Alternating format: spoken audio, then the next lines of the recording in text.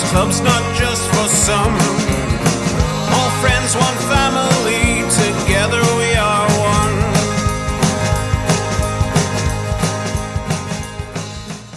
Welcome back to Harps TV weekly for now. Weekly for now. Yeah. I mean, 2 weeks in a row. I mean, it's the form already. You know. Well, the thing is, people seem to like it. That's the That's big a problem, takeaway. isn't it? Exactly.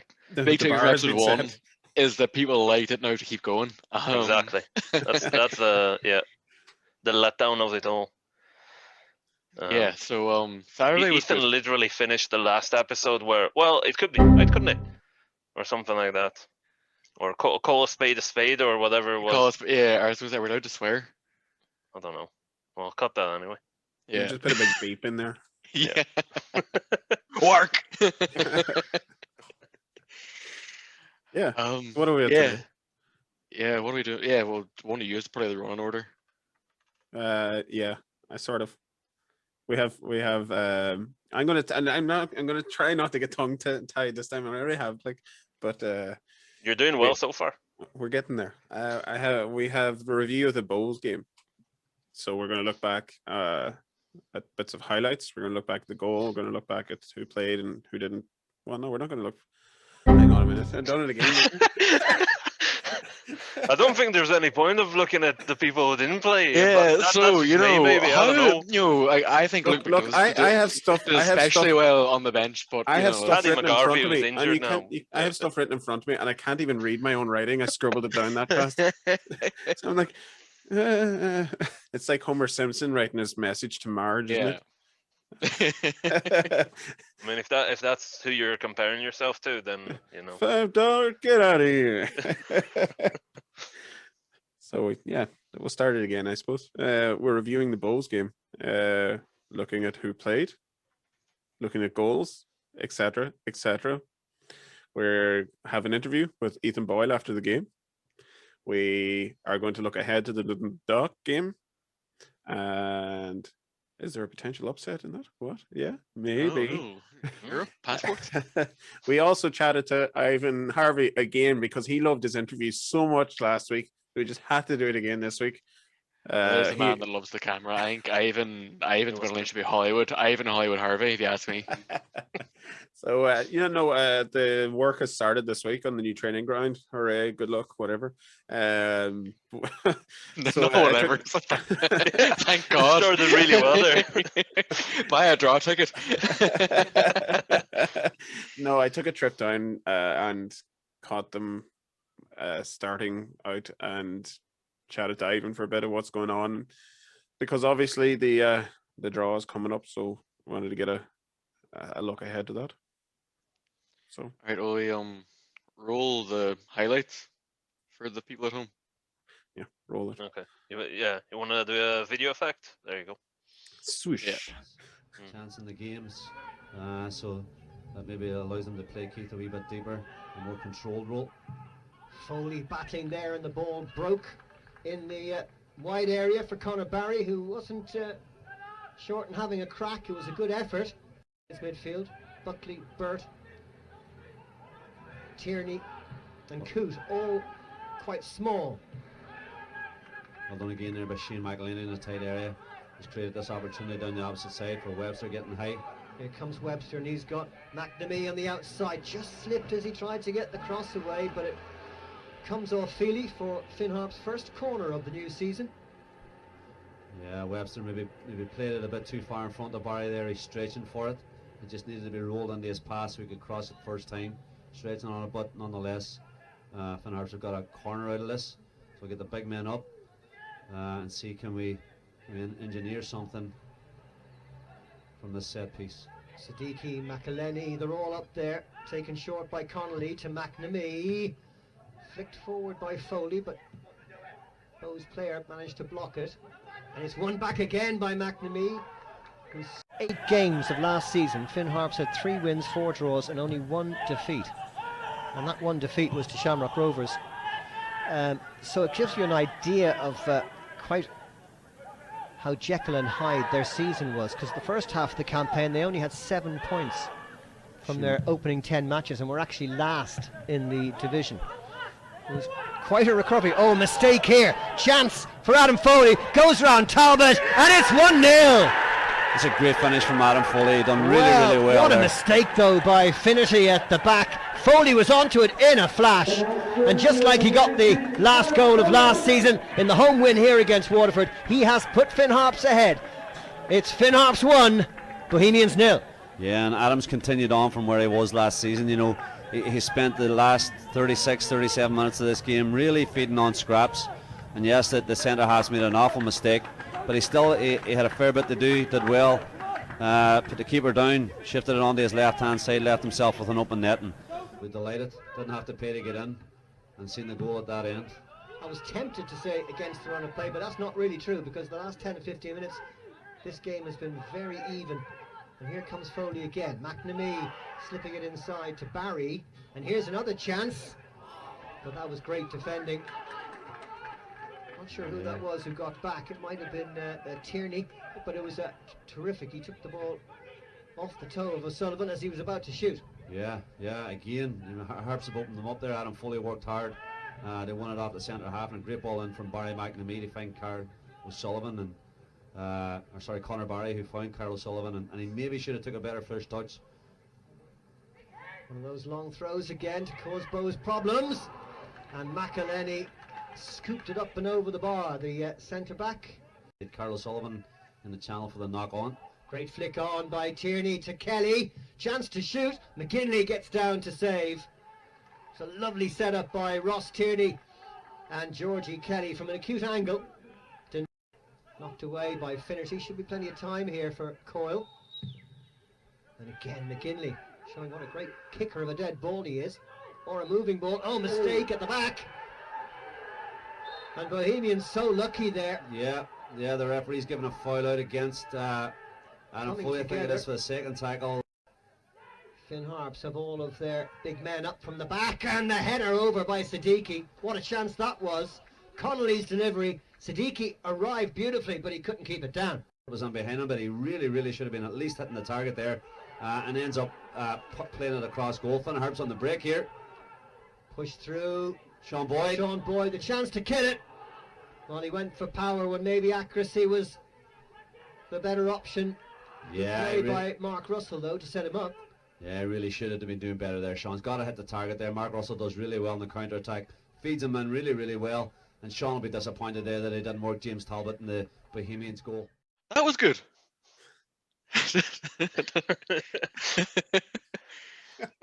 Do you not agree? Like, it was hard to cut anything from that. I mean, it was a scrappy one, to say the least. It was a win, though. I don't care. Yeah. We could have been there playing header tennis 20 minutes after we scored. Like, it makes no odds to me. Look, it's not the Stephen Kenny bandwagon we're jumping on here. Look, a win's a win. I would take 36 1-0 wins this year if it meant winning the league. So good luck.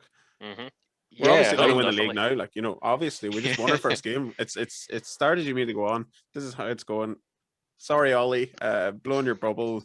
We're going to win the league. We're all three of us are going to be banned from Finn Park. Probably. Starting from next week. There you go. I mean, there's We're a few too reasons optimistic. We're ruining the vibe. No, get out. Yeah, well, in all seriousness, what a performance. You know, they kind of not put Great. too fine a port in it, but you know, the defending especially was, you know, watertight apart from a kind of couple of hairy moments. There were a few immense performances in there from maybe, you know, the kind of likes of Coss in particular, him, Mark Coyle, Ethan Boyle on his return, you know, but that's three examples to a man. I think everyone was fantastic. There weren't any one you could single out as, you know, Mick didn't play well. It was really just kind of everything you wanted. It was, you know, we kind of took our goal well. Bose made a mistake, albeit, but, you know, we kind of hung in the game. We looked to kind of catch on the break when we could. And when we needed to dig in, we dug in and really, you know, kind of were good value for our win in the end. Yeah. Oh, definitely. 1 to 11, you know, or 1 to 15 or 16, or 1 to 57 if you want to put it that way. That's it. I'd say 24, whatever it is. There was it was top marks all around. You couldn't really fault anyone. it's sort of the dream start. How many people went into that game saying you'd take your hand off for a draw against a Bows side that are, as Ollie said before the game, it's Bows finished third 2 years ago, finished second last year. They're looking to step on again and challenge for the title. That was a big blow to them straight off, and it was a huge result for us. Yeah, Definitely. Yeah. Just to add, one name that I thought was particularly good there that Ethan didn't mention was Ryan Conley, who I thought was fantastic, really yeah. good on the day. He started, maybe didn't start, but last year was, give or take kind of thing, was 50-50, but he started very, very well during preseason when we watched him in training, and the first game was, really just brilliant. Was really good from him. Yeah, well, it was so important to us for the run-in last year. That he was on fire for the last 5 or 6 games for us, and he was a big reason, behind how good we finished last year, and he's continued that form into preseason and into the start of the season now. And you can only hope that he keeps it going, because it's fantastic to see him on fire. Yeah, and he was everywhere. You're not even kind of his quality in terms of his kind of passing and that kind of his creative range, but even just his work rate, he was everywhere on the pitch. You even kind of pulled up there at the very end because he was didn't stop the whole game. And even when I was writing the match report, I kind of looked through some of the bits of the game, and his corners. I was even kind of surprised that we could have had 2 or 3 goals from corners. Shane had a chance when it fell to him. Koss probably could have maybe got himself in the score sheet just at the start of the second half. Yeah. Even his deliveries were fantastic, so he really was a massive player for us. Just to kind of back you up with that, in terms of defensive duels, in terms of stats, Mark Oil and Ryan Conley, as well as Kosovar Siddiqui, are topping that defensive duel stats, with Mark Coyle getting 83% of it and Conley with 64, but as well as interceptions, as you said, Ryan Conley was everywhere. It's just the work rate and kind of defensive mindset was really, really good on the day. Yeah, and I suppose we should probably talk about the goal. Obviously James Finnerty kind of played the weak back pass. They said, "Oh, the pitch bobbled for whatever." Like, give me a break. Good bubbles. If he kicked the ball properly, it would have gone back to the keeper. It's just the kind of way of things. We had no problems with that. But I think Foley took the goal really well. Adam, we kind of, lots of players might have maybe kind of tried to rush it or hit it straight at the keeper, but he kind of stayed calm, collected, took it around him, and then slotted it home. Yeah, no, you have to give a lot of credit to him. Like even before Finnerty even got the ball, Foley got his leg to a flick on.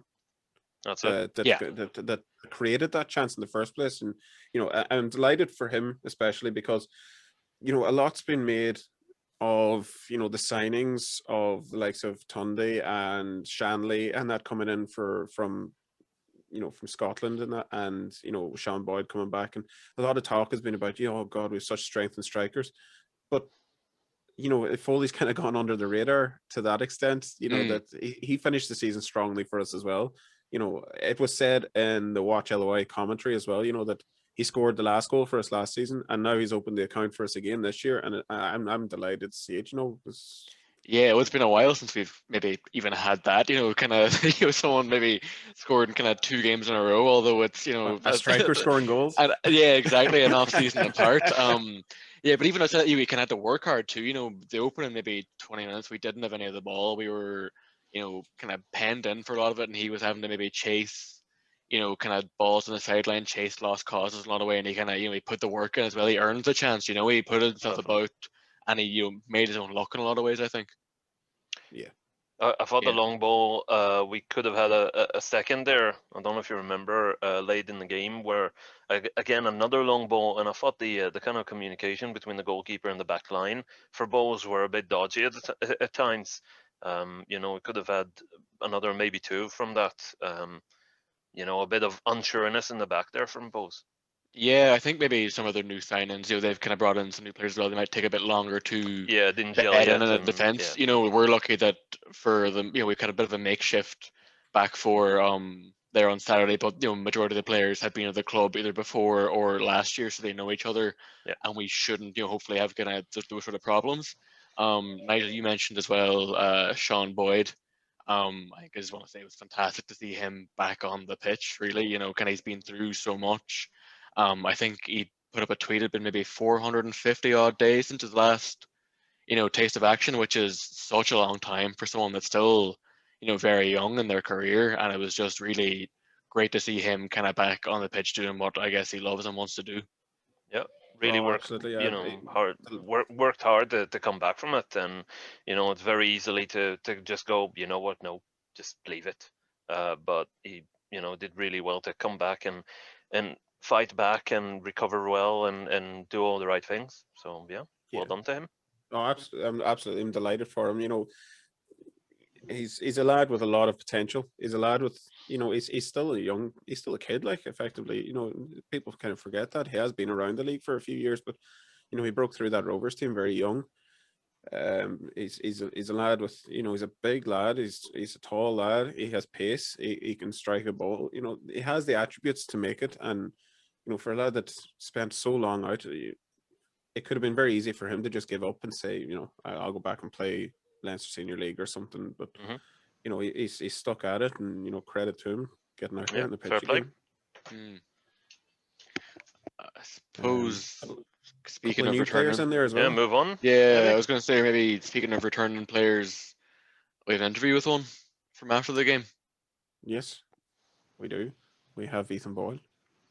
He, myself and Ben have kind of this. It's nearly a running joke at this stage that anytime we go to interview anyone, Ethan is somewhere lurking in the background there, shouting abuse at whoever Abuse, is being yeah. interviewed, trying to put them off. So we made sure to just catch him as he was walking out of the dressing room there the other night. I'm sure he'd love I that. have to say, good credit to all the rest of his teammates there that didn't return the favor to him. Were Yeah. very respectful when one of their fellow players was being interviewed. So no, this is Ethan chatting about the game. Well, Ethan, you're very welcome back to Finn Park. That was quite the re-emergence tonight. Yeah, it's great to get 3 points on the first game back, and my first game back at the club after a few years away, so happy days. It was a real battling display from the whole squad tonight, and a lot of good performances. Yeah, I thought everyone battled excellently, the whole team. Do you see much difference from your last spell with the club? Definitely, yeah. There's a lot of quality players that have been brought in, but that bit that was always there that Ollie would demand is the hard working part, and the battling part is still there and probably improved as well. So it's good to see. We're on to Dundalk next week now. That's a tough challenge away from home, but we've a bit of momentum now coming out of that first game. And what's your views going into that one? Yeah, it's always a tough game against Dundalk. Obviously, they're a quality side, and we'll prepare, we'll do our homework, and train hard, recover, and see what we can get out of the game. Obviously, they're top quality opposition, and there's no doubt about that. We'll see what happens. Yeah, so Ethan there is, he's fairly optimistic about things. He's happy enough to be back, and it's good to see him back. Yeah, I mean, it's good kind of even for him, only having been away a couple of years to kind of notice the progress going on in the club and the kind of the kicking on and the the kind of drive that's there that you would try and improve both on like the league table, but also just kind of facilities wise and just the whole club. Yeah. No, I said for me, I'm happy to see him back because he's a player that really knows what he has to buy into here. Is someone that has been around all. He was young player of the year 2 years in a row for the 54 crew. He knows what it takes to succeed at Harps. He knows what it takes to get into an Ollie Horgan side.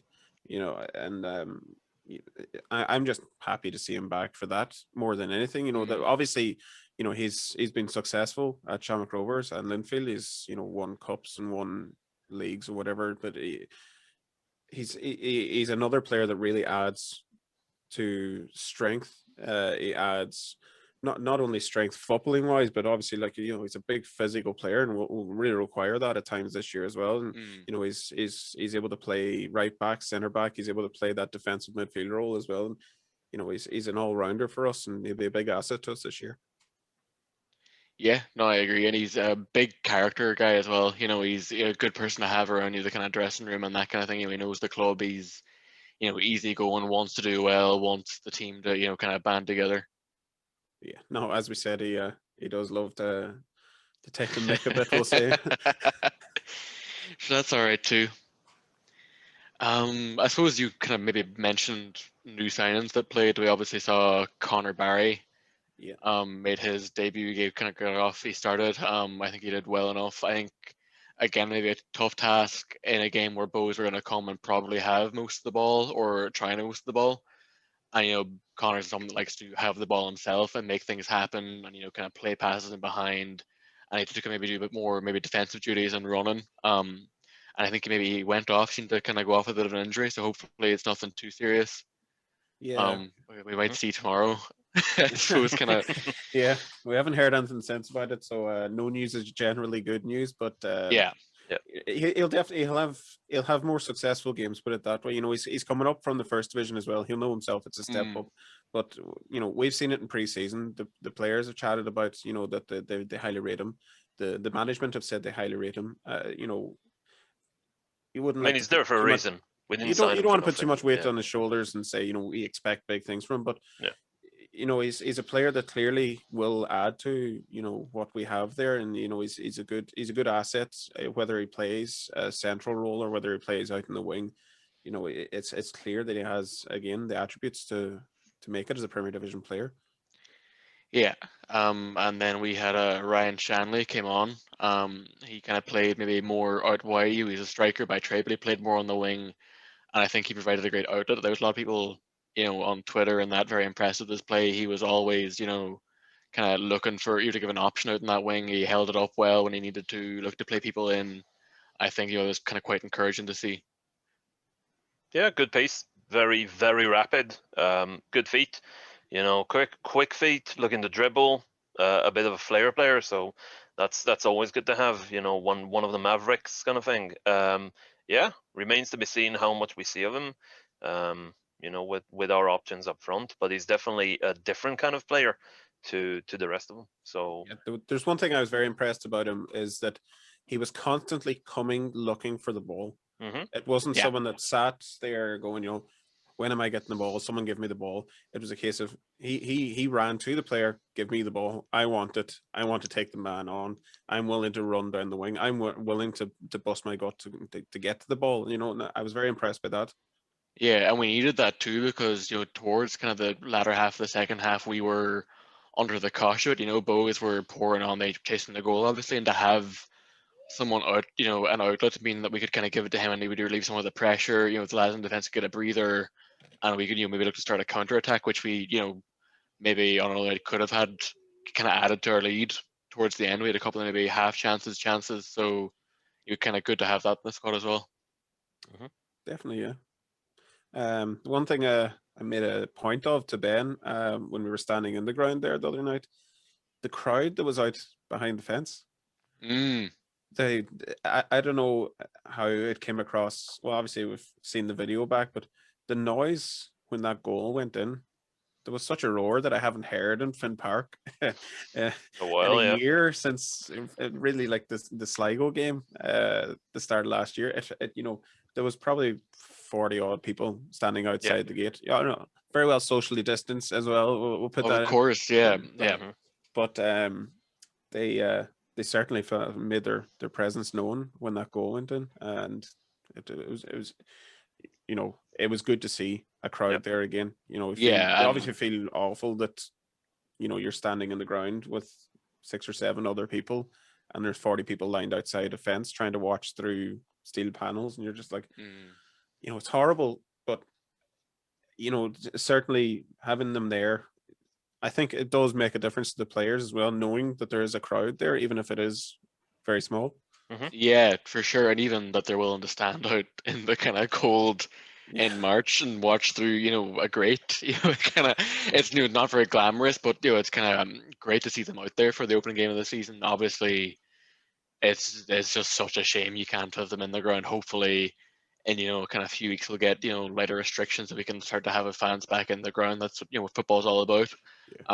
But still fantastic. They could even some grounds they don't have the kind of capacity to have lads standing distanced outside the ground kind of watch them. So even they kind of they have that as something, I suppose. Yeah, it's the small mercies of remaining in Finn Park for now that people can still managed to watch a game. Yeah. Before I guess we move on, we should probably mention Will Seymour as well, who came on and did very well in the middle of the park. I think he did well at breaking up the play. He held it a few times or a couple of times. I don't think he got a foul call, but there took 2 or 3 Bows lads to shove him off the ball essentially, and there was nothing given. But he looks like, I think when he kind of maybe takes the start role, he'll be a good player for us as well. Yeah, I think we know what we're getting with Will as well. He's a good battle hardened midfielder as well. We saw him with Sligo last year. He impressed with Sligo last year. I'm quite excited to see him. Once he gets fully going in there in the middle of the park. I think he's exactly the kind of player we need in there alongside the likes of Connolly and Coyle, and that he's another battler. He's another one that'll get his foot on the ball and he'll create something as well. And it's good. Yeah, and it's competition for places. I'd love to see them all play. That's the kind of the way of it, but it's good that they're all keeping each other on their toes. Training must be at a high standard, I'd imagine, and that can only be kind of good for us going forward too. Yeah. So, do you want to talk to Ivan or do you want to talk about Dundalk? I suppose we'll talk to Ivan. All right. He's sitting waiting. He's been watching this. He's been watching this show now for about 20 minutes. Going, when am I on again? I want to see this. Texting Nigel constantly. You Yeah. recording? You're recording yet? When's it coming out? That wouldn't be like Ivan. No. No, as I said, I went down to the new training ground that just got underway this week. It's very exciting for the club. So I caught a wee chat with Ivan while I was down there. So this is how that went. So we're down at what will be the new training ground today. We're getting it marked out. The diggers here.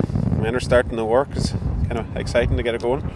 Yeah, it's great to get it going, Nigel. Like, there's been weeks and weeks of to and fro with it, at the minute. We're starting now with it. We get the field marked out. Well, we have the boundaries marked out. We get the pitch marked out. Hopefully, the plan is to get it ploughed up and make a good start in it. Yeah, I suppose it's sort of in more ways one. It's the halfway point of the move to the new stadium, because I say we have Finn Park here to the right. We have the new stadium to the left. It's there is that too. We can gain access from to both. Part of that, it gives us an extra pitch as well. Like when the stadium does go ahead.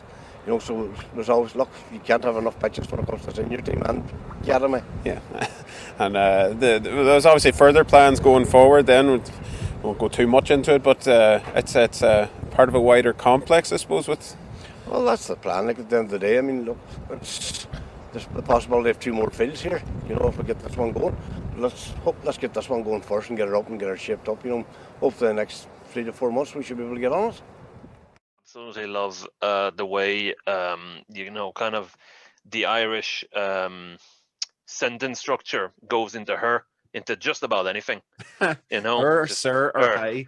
We'll sort her out. We need to mark her up and this and then the other.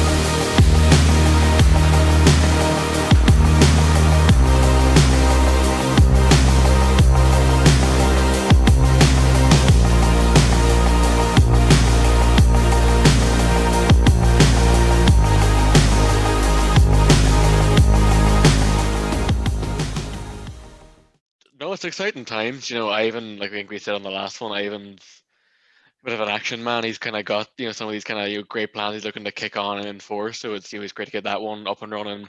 Maybe joked earlier, but do buy a draw ticket or 10 if you if you can do so. Yeah. Because it's going to save the club a fortune in rent and training facilities. It's also something to kind of have our own too, which is massive for the club, for new teams, academy teams, just to have an extra facility that we can use is massive. Definitely. And it was great to see Dougie there as well, who kind of is responsible for so Digger. much in Finn Park, to also be there working on the pitch in the digger. I didn't Yeah. know he was kind of qualified to do that as well. Man of many talents. Yeah, no, I definitely like the look on his face as he pretended to play with. I don't know what I'm doing here. Back to his childhood, playing with toys and whatnot. It's Yeah. This is Dougie Oliver. Sure, he's a big kid really at heart. No, Yeah, No, seriously though, the training facility, it's really exciting to get it up and running. Yeah. Like we've talked about it previously. The amount of money that's spent out on training facilities over the years, it's astronomical, really. That this is going to be a massive boost to the club. And as Ivan says, it's not only just a boost for the senior team, it's a boost for the academy, it's a boost for the club as a whole to have our own solid base. And you could see, from the video, how close it is. Like, it's a stone's throw from the stadium. And there's a certain somewhat beautiful irony that it's almost directly halfway between Finn Park and the stadium. Yeah, And sorry, go on, man. it's just a field. I'm learning from you. Just shout over you. I'll be grand. It's just a field at the moment, but I'm sure Ivan and the rest of them have a kind of a clear picture of where it's going. And knowing Ivan, that's gonna go, more, sooner rather than later. The way he plows through things, really. So, he's got the passion and the drive to just go ahead and make it happen.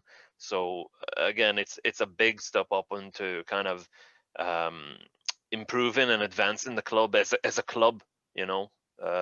Really big step forward. Yeah, well, look, it's basic things as well.